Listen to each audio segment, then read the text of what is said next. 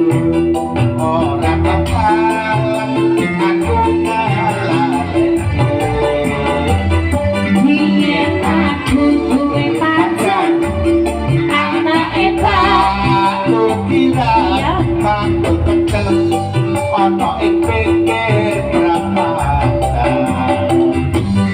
terminal dia nyanyi yen aku